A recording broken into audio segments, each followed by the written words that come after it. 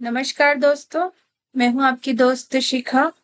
हमारे आज के इस सेशन में हम एमपीपीएससी प्री के न्यू सिलेबस के यूनिट 1 के तीसरे टॉपिक भारत की सांस्कृतिक विरासत, कला, प्रारूप, साहित्य, पर्व एवं उत्सव को डिस्कस करेंगे।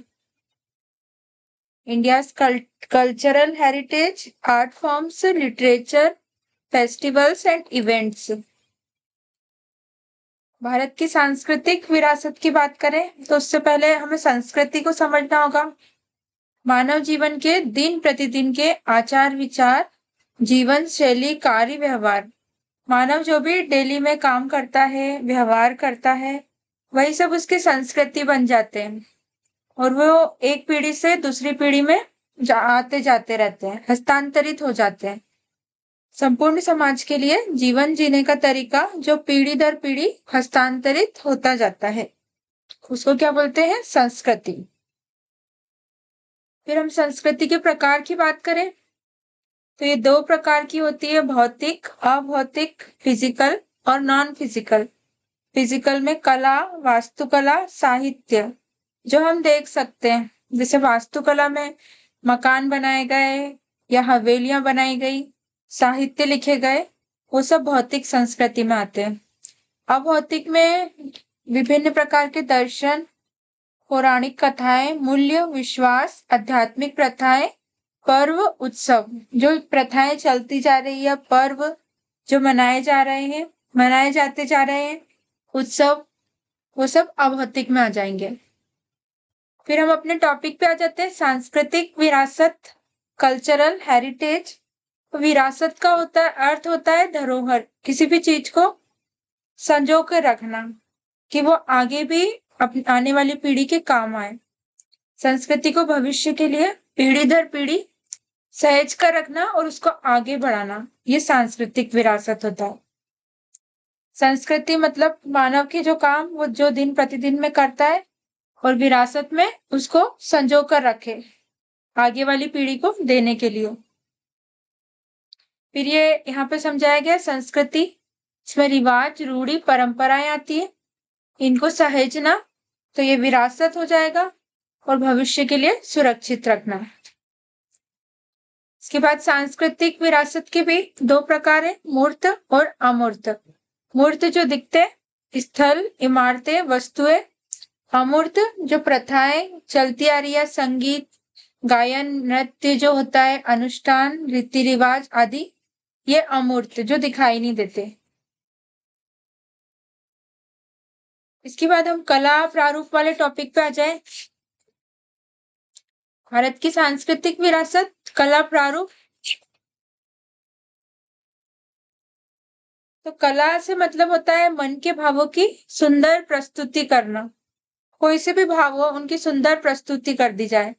अगर हमारे मन में ख्याल आ रहा है कि हम अच्छी सी पिक्चर बनाएं, तो उसको हम चित्रकला के माध्यम से बना सकते हैं, या कविता लिखने का मन करे तो लेखन कर सकते हैं, साहित्य लिख सकते हैं, नाटक लिख सकते हैं, नृत्य कर सकते हैं। कोई भी हमारे मन की भावों की प्रस्तुति करना, वो क्या होता है दोस्तों? कला। Art forms. इसके बाद इसके बहुत सारे प्रकार होते हैं कला के, स्थापत्य कला या वास्तुकला, मूर्तिकला, चित्रकला, संगीत, काव्य, नृत्य, रंगमंच, साहित्य या दृश्य कला। इसके बाद हम सबसे पहले की बात करें वास्तुकला या स्थापत्य कला, ये एक ही को बोला जाता है, स्थापत्य या फिर वास्तुकला। तो ये प्राचीन काल से ही चली आ रही है दोस्तों। प्राचीन काल में अलग थी वास्तुकला, फिर मध्यकाल में और बदली, आधुनिक काल में और बदली। ये शैलियां परिवर्तित होती गई थोड़ी थोड़ी, पीढ़ी दर पीढ़ी हस्तांतरित होते होते इनमें कुछ कुछ चेंज होता गया। हड़प्पा में जैसे कि सिंधु सभ्यता थी, वो पूर्णतः नगरीय और विकसित सभ्यता थी, वहां पक्के ईंटों के मकान बने हुए थे। उसके बाद साफ सफाई पूरी थी, व्यवस्थित थी। इसके बाद हम आगे जैसे जैसे बढ़ते गए तो हमारी जो सभ्यता है वो बदलती गई, संस्कृति का रूप बदलता गया। अभी हम वर्तमान में बात करें तो उत्तर में नागर शैली और दक्षिण में वेसर शैली, इससे बने हैं मकान। उत्तर में नागर और दक्षिण में वेसर शैली। मंदिर या बड़े बड़े किले जो बने हैं, अभी अयोध्या में जो मंदिर बना वो नागर शैली में बना, दक्षिण भारत की जो मंदिर है वो वेसर शैली में है। इसके बाद यहाँ पे वास्तुकला की डेफिनेशन बताइए। भवन निर्माण व डिजाइन से संबंधित कोई भी बिल्डिंग का कंस्ट्रक्शन करना हो या उसकी डिजाइन करना हो, वह आर्किटेक्चर या वास्तुकला में आता है। जैसे ताजमहल बना है, लाल किला बना है, इसको डिजाइन किसने किया था? उस्ताद अहमद लाहौरी ने। ये सब वास्तुकला के उदाहरण हैं।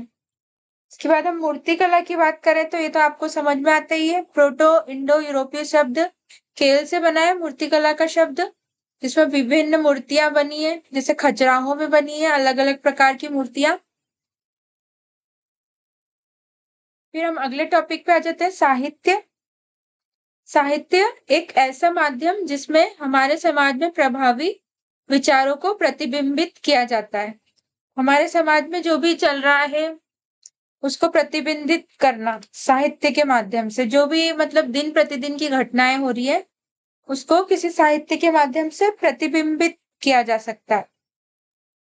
जो पूर्व प्राचीन काल था, सबसे पुरानी हमारी भाषा थी संस्कृत, तो जो प्राचीन के ग्रंथ है वो सारे संस्कृत में लिखे हुए हैं। उसके बाद अब वर्तमान में हम हिंदी में बोल रहे हैं, तो हिंदी में साहित्य लिखे जा रहे हैं, हिंदी और इंग्लिश में। साहित्य एक ऐसा माध्यम जिसमें हमारे समाज में प्रभावी विचारों को प्रतिबिंबित किया जाता है। इसके बाद संस्कृत देश की सबसे प्राचीनतम भाषा है। इसका आरंभ ऋग्वेद से, जो सबसे पहला वेद लिखा गया था ऋग्वेद से, तभी से माना जाता है। व्याकरणविद पणिनि ने अपनी रचना अष्टाध्यायी में संस्कृत तथा इसके शब्द निर्माणों का विश्लेषण किया है। इसके बाद बौद्ध धर्म के महायान और हीनयान में भी संस्कृत साहित्य का पता चला। इसके बाद यहाँ पे कुछ साहित्य के उदाहरण दिए गए प्राचीन काल के। कल्हण राजतरंगिणी ने लिखी थी। कालिदास ने अभिज्ञान शाकुंतलम लिखी। कल्हण ने राजतरंगिणी लिखी थी, कालिदास ने अभिज्ञान शाकुंतलम, और रघुवंश महाव्यम, शूद्रक ने वृक्ष कटिकम, भास ने स्वप्न वास दत्तम, श्रीहर्ष ने रत्नावली, चाणक्य ने अर्थशास्त्र और वात्स्यायन ने कामसूत्र।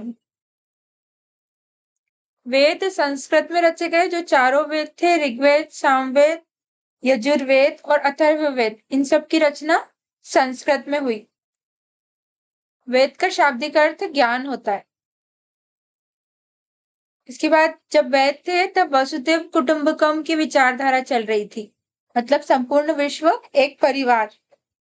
वेदों को जानने का सहायक ग्रंथ वेदांग, वेदों के जानने के लिए सहायक ग्रंथ जो बने वो वेदांग थे। इनकी संख्या 6 थी, शिक्षा, कल्प, व्याकरण, निरुक्त, ज्योतिष और छंद। 4 वेदों के अतिरिक्त अन्य जो भी कृतियां विकसित हुई, ये 4 तो मेन वेद थे ही, और उनके अतिरिक्त जो कृतियां है उन्हें ब्राह्मण ग्रंथ कहा गया। इन ग्रंथों में यज्ञ के विधान और रीतियां, जैसे कि नाम से ही स्पष्ट हो रहा है, ब्राह्मण लोग यज्ञ कराते हैं, तो उनके यज्ञ के विधान और रीतियां समझाई गई, एक गद्य में लिखे गए।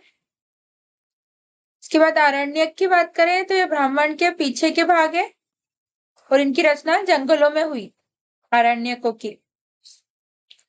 इसके बाद हम प्राचीन काल के साहित्य की बात करें तो महाभारत, जिसको जय संहिता भी कहा जाता है, वेद व्यास द्वारा रची गई और इसके अध्यायों को पर्व कहा गया। रामायण वाल्मीकि द्वारा रची गई, जिसमें श्री राम के माध्यम से पुरुषार्थ, जो हमारे 4 पुरुषार्थ, ये सब आपके सिलेबस में है दोस्तों, यूनिट 1 के, धर्म, अर्थ, काम, मोक्ष, इनके पालन का संदेश श्री राम जी ने संपूर्ण मानव जाति को दिया रामायण के माध्यम से। इसके 7 अध्याय कांड कहलाते हैं और महाभारत के अध्याय पर्व कहलाते हैं। इसके बाद हम अगले टॉपिक पे आ जाए, पर्व। तो इसमें हमको अलग अलग धर्मों के अलग अलग पर्व पढ़ना है। हिंदू धर्म में से संबंधित पर्व मकर संक्रांति, जो कि 14 जनवरी को मनाया जाता है, जिसमें सूर्य का दक्षिणायन होता है। इसके बाद महाशिवरात्रि, इसके बाद होली, रामनवमी, जगन्नाथ यात्रा, जन्माष्टमी, गणेश चतुर्थी, करवा चौथ, दुर्गा पूजा, दशहरा, दिवाली, ये सब हिंदू धर्म से संबंधित है। फिर हम मुस्लिम धर्म से संबंधित पर्वों की बात करें तो ईद उल फितर, ईद उल जुहा, मुहर्रम, शबे बारात, शबे बिराज।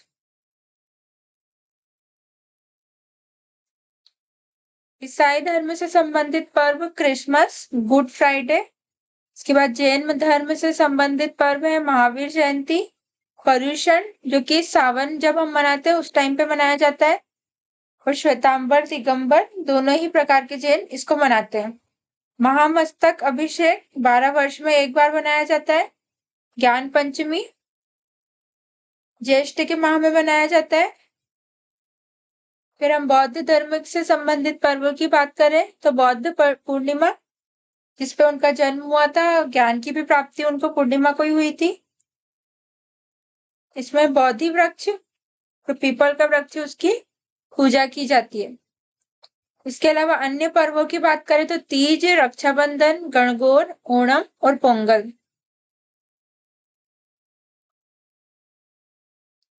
फिर हम अगले टॉपिक पे आ जाते हैं, उत्सव वे क्षण जो बिना तिथि के भी मनाए जाते हैं।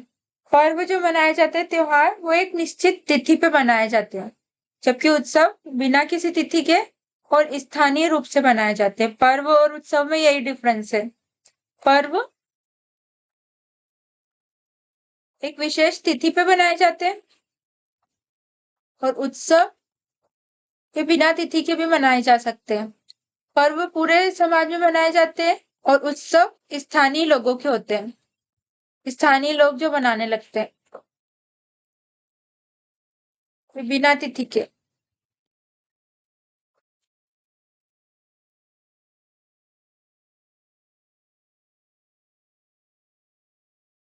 उत्सव वे क्षण जो बिना तिथि के भी मनाए जाते हैं स्थानीय तौर पर।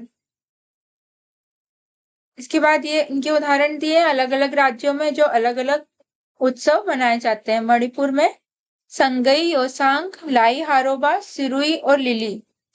तेलंगाना में बोनालू, बतुकम्मा। सिक्किम में लोसंग, बुमचू। जम्मू कश्मीर में हैरत कचोत, गुरेज, नवरेह, व्यूलिप।